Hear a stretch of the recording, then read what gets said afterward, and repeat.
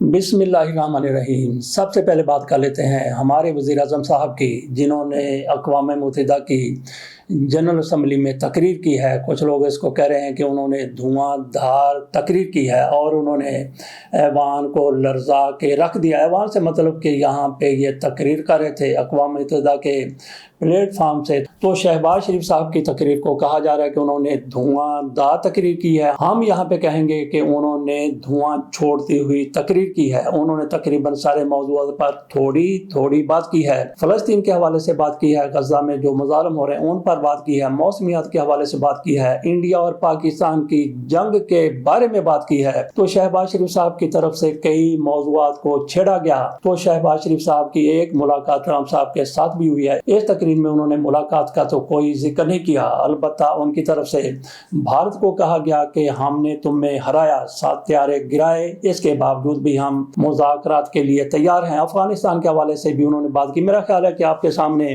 थोड़ी सी इसकी डिटेल रख देता हूँ, मुख्तसर सी।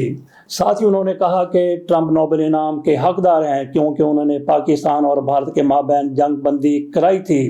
उन्होंने कहा कि अगर जंग बंदी ना होती तो नताए तबाह कौन होते। जंग जीत ली है, अब अमन जीतने के ख्वाहिशमंद हैं। भारत को मुज़ाकरात की मैं पेशकश करता हूँ। इनकी तरफ से कहा गया कि अफगान हुकूमत दहशत गर्दों के खिलाफ कार्रवाई करे। सैलाब से अरबों डॉलर का नुकसान हुआ। नफरत पर मबनी ख्यालात, हिंदुत्व सोच दुनिया के लिए खतरा है। गजा में जंग बंदी होनी चाहिए। खुद मुख्तार फलस्तीनी रियासत के हामी हैं। कश्मीरियों के साथ खड़े हैं। 37 मुआहदा की खिलाफ वर्जी ऐलान जंग के मुतरादिफ है। साथ ही शहबाज शरीफ साहब की तरफ से कहा गया कि भारत को बिला इख्तियार जारियत का फैसला कौन जवाब दिया। मुसल्लह अफवाज ने फील्ड मार्शल की क़यादत में बहादुरी का मुजाहरा किया। यहाँ पे फिर दोहरा दूं कि उन्होंने कहा कि मुसल्लह अफवाज ने फील्ड मार्शल की क़यादत में बहादुरी का मुजाहरा किया।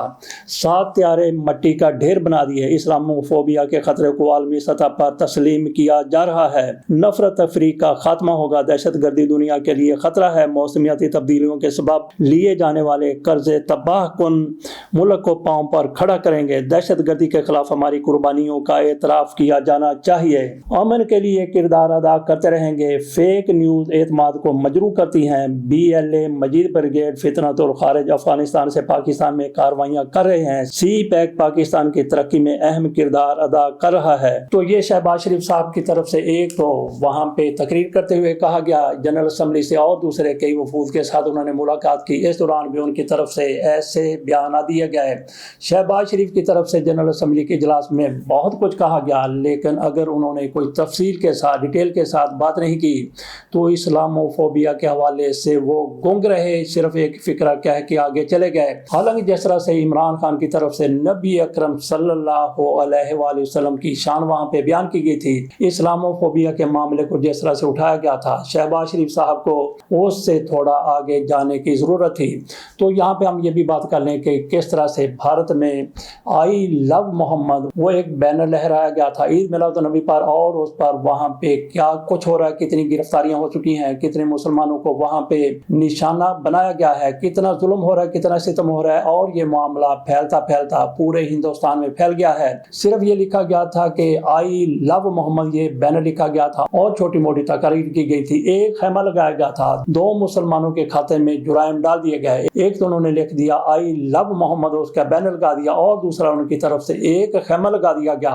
तो हुकूमत की तरफ से कहा गया कि ये दोनों काम गैर कानूनी थे और ऐसी जगह पर खैमा लगाया गया था जहाँ पे खैमा नहीं लगाया जाना चाहिए था, इजाजत नहीं दी गई थी। एक मुल्क है, वहाँ पे कई अकलियतें हैं, तो क्या एक एक अकलियत वहाँ पे अपने मजहबी त्यौहार मनाने के लिए इजाजत लेती हैं? नहीं, ऐसा नहीं होता। कल तो ये कहेंगे कि अजान की भी इजाजत ली जाए, नमाज की भी इजाजत ली जाए, कुर्बानी की भी इजाजत ली जाए। तो इस तरह से वहाँ पे आई लव मोहम्मद कहने पर जुर्म बना दिया गया और कई गिरफ्तारियां हो चुकी हैं। तो ये है इंडिया की वो रियासत जिसको कहते हैं कि ये दुनिया की सबसे बड़ी जमहूरियत है। हालांकि ये बिल्कुल झूठ है, क्योंकि दुनिया की सबसे बड़ी जमहूरियत अगर है वोटों के जरिए اگر وہاں پہ حکومت تبدیل ہوتی ہے, نئی حکومت آتی ہے یا جاری حکومت کو کنٹینیو رہنے کا مینڈیٹ ملتا ہے تو وہ چین ہے, کیونکہ چین کی آبادی سب سے زیادہ ہے. جس طرح کی وہاں پہ ووٹنگ ہوتی ہے اور جس طرح کی یہاں پہ ووٹنگ ہوتی ہے پاکستان میں, تو چین کو آپ کس طرح سے مورد الزام ٹھہرا سکتے ہیں؟ وہاں مودی اپنی جیت کے لیے کچھ نہ کچھ کر لیتا ہے اور یہاں پہ رجیم کو جتوا دیا جاتا ہے. اسی چیز کو مد نظر رکھتے ہوئے تھوڑا آگے چلیں تو چین میں جس طرح سے ووٹنگ ہوتی ہے تو وہی دنیا کی سب سے بڑی جمہوریت ہے. جیسی ووٹنگ ہوتی ہے, لیکن یہاں کی طرح اور انڈیا کی طرح بالکل نتائج کو تبدیل کر کے نہیں رکھ دیا جاتا. بات ہم کر رہے تھے آئی لو محمد کی, اور کچھ لوگ پاکستان کے خلاف پاکستان میں بیٹھ کر بھی پروپیگنڈا کرتے ہیں. جو بھی ہے یہاں پہ جس طرح کی رجیم ہے, جس طرح کی ریاست ہے, جس طرح سے معاملات ہیں, جس طرح سے اسٹیبلشمنٹ مداخلت کرتی ہے سیاست میں, جس طرح سے گرفتاری کی جاتی ہیں, جس طرح سے ظلم ہوتا ہے, ستم ہوتا ہے, اس کے باوجود بھی مذہبی آزادی ہے. آپ جہاں بھی چاہیں مذہبی اجتماع کر سکتے ہیں. آپ عید میلاد النبی منائیں, آپ حضرت امام حسین علیہ السلام کے بارے میں, حضرت عمر کے بارے میں, حضرت صدیق اکبر رضی اللہ تعالیٰ عنہ کے بارے میں, حضرت عمر رضی اللہ تعالیٰ عنہ کے بارے میں, یا دیگر صحابہ کے بارے میں, اہل بیت کے بارے میں, ان کے ایام منائیں. کہیں پہ کوئی پابندی نہیں ہے. تو پھر جو لوگ کہتے ہیں کہ بھارت میں بڑی آزادی ہے, توف ہے ان لوگوں پر جو بھارت کی آزادی کی بات کرتے ہیں. یہ پڑی ہے بھارت کی آزادی, یہ پڑے ہیں بھارت میں اقلیتوں کے حقوق. آپ ایک بینر نہیں لہرا سکتے, آپ ایک خیمہ نہیں لگا سکتے. تو وزیر اعظم شہباز شریف صاحب کی دھواں چھوڑتی تقریر سے تھوڑا سا نکلتے ہیں, چلتے ہیں میاں نواز شریف صاحب کی طرف. میاں نواز شریف صاحب جنیوا میں تھے, وہاں پہ ایک ہاسپٹل میں داخل تھے.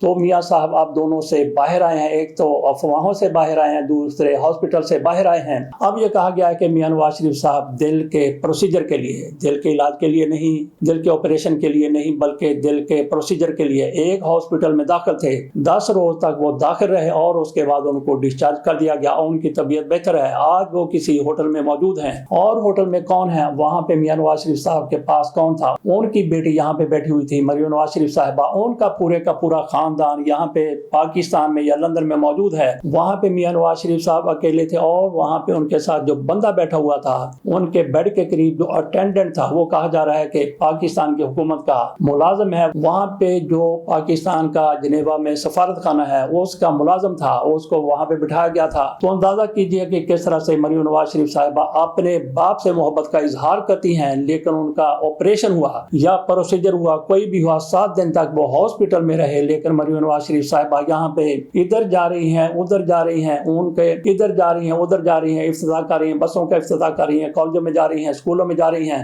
ان کی سرگرمیاں پاکستان میں جاری ہیں.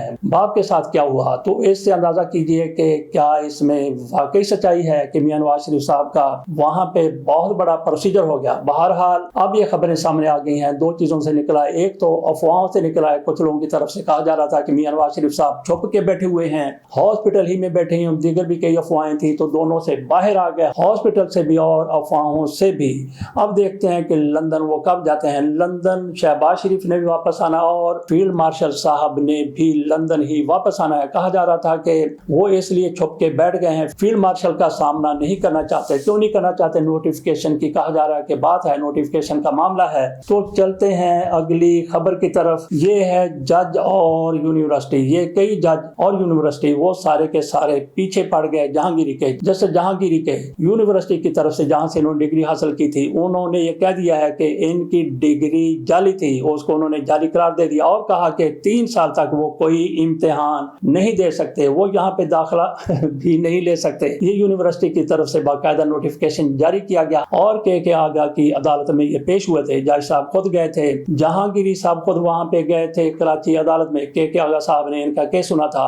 وہاں جو کچھ کے آگا صاحب کے ساتھ ہوا, جس طرح کی نعرے بازی ہوئی, جتنی بھی درخواستیں تھی ساری کی ساری انہوں نے اس لیے ریجیکٹ کر دی, مسترد کر دی, ان کو خارج کر دیا کہ یہ لوگ بائیکاٹ کر کے چلے گئے. یہ عدالت میں موجود تھے, وہاں پہ نعرے بھی لگائے گئے, اور کے آگا کی طرف سے کہا گیا کہ ہم نے بڑی فراخ دلی کا مظاہرہ کیا ہے, ہم نے وکلا کی طرف سے جو نعرے لگائے گئے تھے ان کے خلاف نوٹس لے سکتے تھے, ہم نے نوٹس نہیں لیا. تو سارے جج صاحبان اور یونیورسٹی مل کے پہ گئے, پڑ گئے جہانگیری صاحب کو, اور ججوں میں وہ بھی شامل ہے سرفراز ڈوگر صاحب. سب سے پہلے تو انہوں نے ان کو کام سے روکا, اور معاملہ سپریم کورٹ میں گیا ہوا ہے, وہاں بھی خاموشی ہے, اسی طرح کی خاموشی ہے جس طرح سے ہمارے وزیر اعظم صاحب تقریر کرتے ہیں اقوام متحدہ میں, اور اسلامو فوبیا پر وہ گونگ رہ جاتے ہیں, نبی اکرم صلی اللہ علیہ وسلم کی شان بیان کرنے سے قاصر رہتے ہیں. آخر کار ایسا کیوں ہے؟ عمران خان کو اسی لیے لوگ یاد کرتے ہیں हैं, रहमतुल आलमीन अथॉरिटी उनकी तरफ से बनाई गई, और जिस तरह से इस्लामोफोबिया पर उन्होंने वहाँ पे बात की थी, आज भी दुनिया में मिसाल के तौर पे उसको पेश किया जाता है। इसराइल को तस्लीम करने की तरफ पेश रफ्त हो सकती है।